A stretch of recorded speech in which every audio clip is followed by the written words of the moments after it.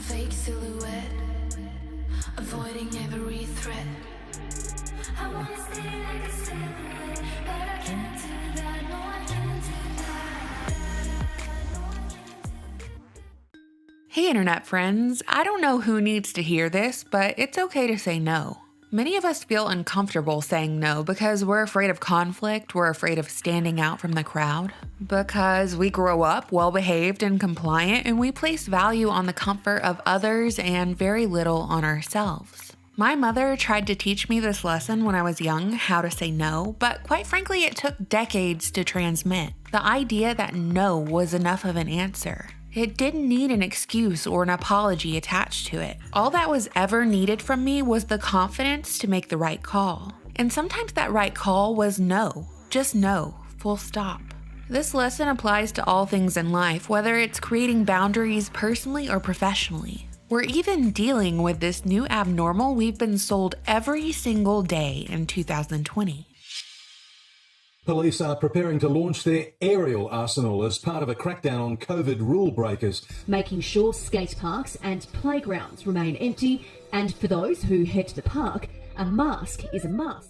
Authorities in Melbourne, Australia have announced the release of high-tech surveillance drones that will be utilized to identify individuals outside not wearing masks as well as scan for cars that are in violation of curfew. Previous measures over the last few weeks have included drivers being asked to produce papers at certain highway checkpoints just to get to work. With only one person per household allowed to leave their house, limited to one outing a day, and permitted to pick up essentials as long as it's within 5 kilometers of their home.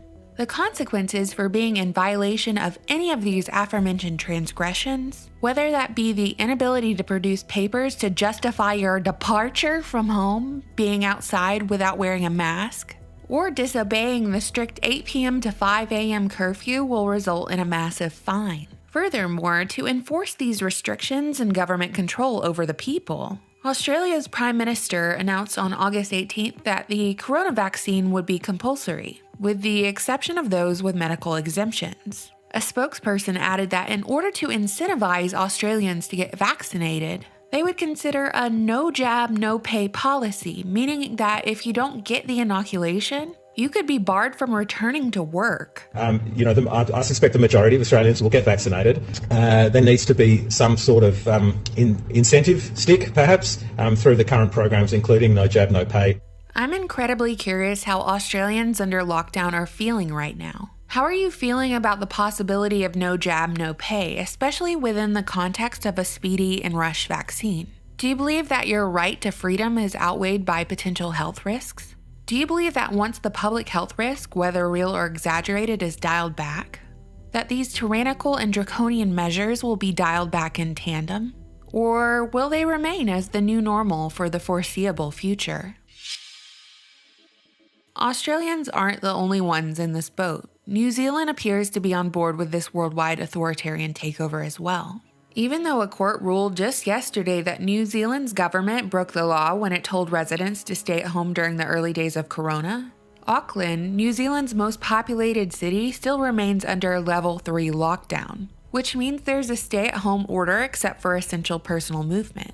And much like Australia, New Zealand has incentivized its citizens to comply. And recently, when the Prime Minister was asked what happens if citizens refuse to be tested for the virus, she replied that they actually cannot refuse, that they will be held by the government in a government quarantine facility for the designated period of 14 days, and should they refuse to be tested after that 14 days, they will be held by the government for another 14 days. So okay, what about your job? What about your children? What happens to your livelihood and family during the period when your government holds you against your will in a facility? Until you comply. As part of our overall national response to this new outbreak, I am now directing medical officers of health that all cases, confirmed cases, are to be managed in a quarantine facility. New Zealand and Australia aren't the only countries experiencing medical tyranny or martial law disguised as quarantine. And let me just ask, does the propagated public health risk justify what's happening in these countries? And are you willing to comply to say nothing until your country ends up like theirs? Are you willing to stay silent until you have drones buzzing around your head, scanning your face, watching your every move, and making sure you're wearing a mask? These pressing questions bring me to my original point, the art of saying no on an individual basis. It appears that New Zealand, Australia, and other countries have missed the opportunity to say no as individuals. In order to stand up for their personal freedoms and liberties, they're going to have to collectively come together and do so. And that seems real hard to do when you're only allowed to leave your house once a day for groceries. None of these draconian measures they've implemented during lockdown are going to end until the people themselves end it. But in countries like my own, the United States, I still believe we have the opportunity to say no, but the problem is most of us are waiting for someone else to say it for us, especially in the form of a politician. Most of us don't want to be the first person to say no within our own families or friend groups. We don't want the potential for conflict, the possibility of standing out, or making people feel uncomfortable. But while we're all waiting for someone else to rise up and be the hero, to say no, enough is enough, our businesses are going under. Our families are running out of money, our children are being further isolated from their peers, and the circumstances are not improving. The reality is the full effect of the 2020 lockdown hasn't even been felt yet, but fear-based mind control is pumped out around the clock, meant to keep us silent, compliant, and distracted, while our television programming is purposefully omitting major stories. Some people are rising up, and they've done a glorious job of it. On August 1st, a huge protest was organized in Berlin with the sole purpose of rising up against the German government's lockdown restrictions.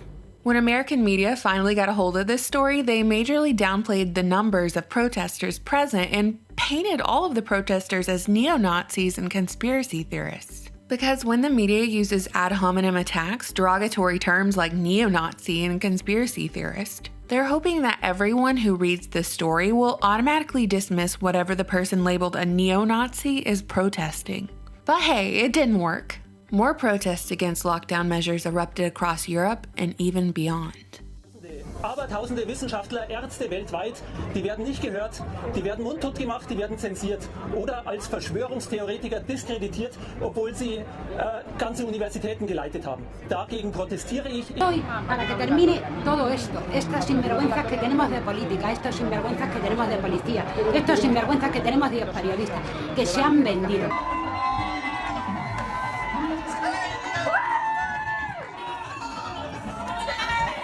These people seem to get it. It's not about what we can personally endure. It's about what kind of world we're creating for the future. Will we be lulled into silence by fear, with our personal freedoms and liberties being taken from us on the daily, without even as much as a peep from us? Or can we change our trajectory by doing the tiniest little thing, saying no while we still can? There's this quote, and I'm pretty sure it's from a video game commercial, but it's a really good quote. I totally love it. This morning, I was just a drop, a single drop that soon became a river.